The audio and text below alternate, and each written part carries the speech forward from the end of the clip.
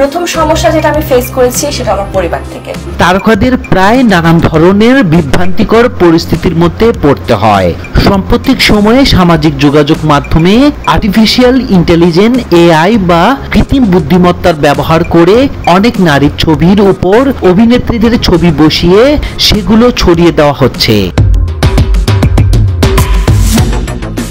কিছুদিন আগে চিত্রনায়িকা পরিমণির এমনই কিছু ছবি ফেসবুকে ঝড়ের গতিতে ছড়িয়ে পড়ে।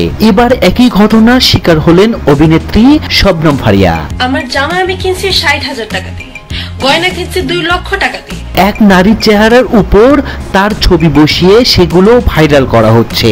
সাবেক এক ছাত্রলীগ নেতার ফেসবুক অ্যাকাউন্ট থেকেই ছবিগুলো ছড়ানো হচ্ছে।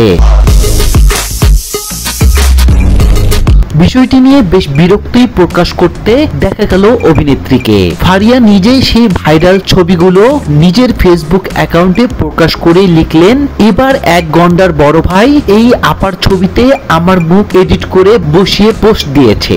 আমি বুঝলাম না এই ভাইয়া আমাকে এত খোলামেলা পোশাকে দেখার ইচ্ছে কেন, এত কষ্ট করে এডিট করে।